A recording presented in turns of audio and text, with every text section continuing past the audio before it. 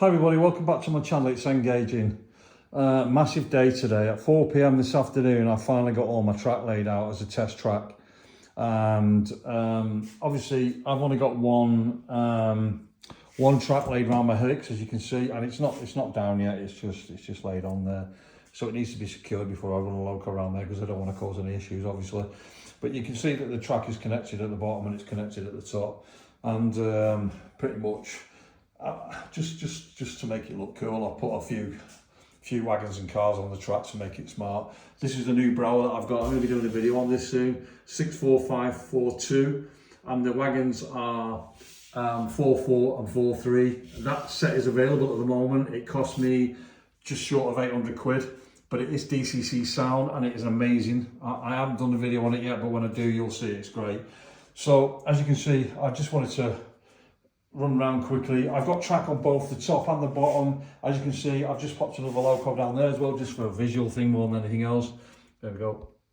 So you can have a look. So it's not just bare track. And you can see the box number at the back there with all the item numbers for the wagons.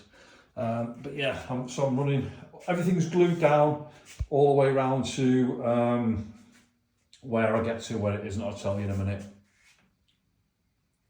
I've put on the top and the bottom, I've put a junction on each one so that I can run a couple of trains. There's no power to get to the top yet.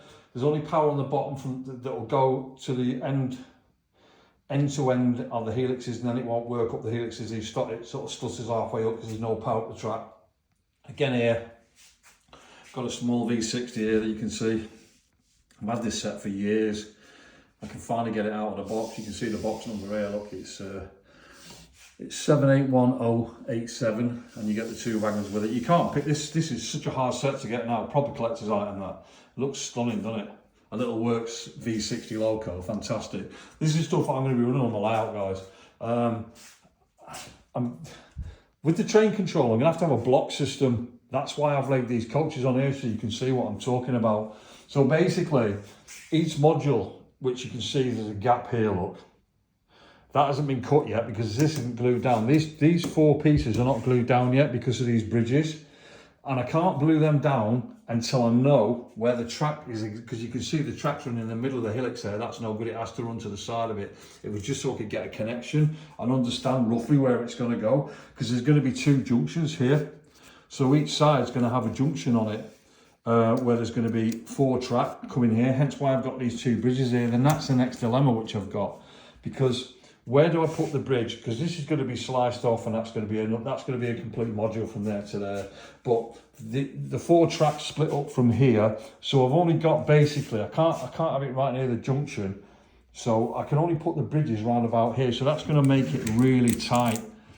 And so until I know exactly where them tracks are going to come out of there, because I don't want it curving like that. All I want to do is come off that corner there and come as straight as I can, and then curve slightly. That might mean I have to move a bit more further along before the two junctions come in here, which then forces them bridges even closer to there. And once I get to that edge there, they can't go on that edge because obviously they're going to be split off.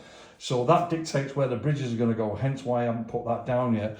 And if I have to move it into the next section here, it's going to have to be about from there onwards, because obviously I need to leave a gap between there. So maybe go a little bit closer, but yeah, I have to support the bridges for when it's being taken apart. So that then, it reduces the length that I've got on there, not by a great deal, but by enough to change what I've got in my mind, what I wanted to do. So you can see I've just thrown a loco and a couple of coaches there. That's the length of a block, which is disappointing. I wanted it longer than that.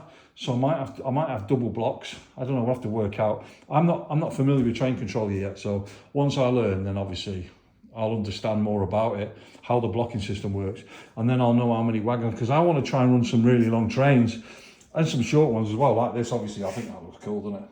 But it's quite fitting that I've got this one at the back on as well. I was going to run this, but it won't run because the power don't get to the top. This is the German Deutsches Bundesbahn bow train, with all the bits that came with it. So that's a loco there. You can still get that from Fleischmann at the moment, but that loco wagon you can't get the coach. You can get I don't know if you can get 8561 anymore. I think I stopped doing that, but you certainly can get 880908, which is the these two wagons at the back here. That's got proper track there as well. You can pick it up and put it down. It's pretty cool. So yeah, you can see I've got all my track laid out at the back there, so I know what stock I've got I can use. I've also just thrown another loco at the bottom here, just to give it a bit more visually nice, something to look at, rather than just looking at empty boards with track on it. Again, that's an old set from like 1980s, 937320, and I weathered it. So yeah, you can see that the whole lot is now complete, and I'm really chuffed about it. Another set here, this is, you can't get this set anymore, it's 781006, and it's Viva, a private construction company. I've got a couple more bits for that as well, but this is stuff that's going to be running. I'm hoping to have like from this area here, this is where the block's going to finish here, guys. And then that block's going to be complete to the helix there. So you can see I've got a bit of space to work with. And then that block there, from there, will be all the way around to here, to there. There'll be a block here. That's where the block will finish. So there is quite a bit. So I might be able to get away with some decent. And then each one of these is going to have a pair. So there's 2, 4, 6, 8. That's 4 blocks. And that's the same at the other end here as well. Sorry for the erratic video in walking up and down here. So again, you can see there'll be 2, 4, 6, 8 blocks. So that'll allow 1, 2, 3, 4 trains to run on there. And then again, underneath, the block system will be, it's the problem I've got is when I come off this helix here, I'm going to have 4, again, I'm going to have 2 junctions there for 4 main tracks, but there's 2 main tracks running through. They will have a junction this side closer to me and then 1 away from me. And then after that, you're going to have more junctions, making it wider and wider. So it'll go from like from two double junctions to triple junctions. I've got these triple ones here, which will end up spreading to the back and a bit more to the front. And then that's going to allow me to have like shunting yards where I can make all this so it's possible to have the additional, what's that? I've just got some crap there. That's just a bit of rubbish. So yeah, I've got enough space to put shunting yards in there so that I can park loads of trains up. So effectively I can have like 20 or 30, maybe 40 lots of locals on there at the same time. And I can just keep rotating them so we have something different each time. And it'll just make it more fun, which is what it's all about, this really. So that's it, guys. I just wanted to share that with you so you can see where I've got to.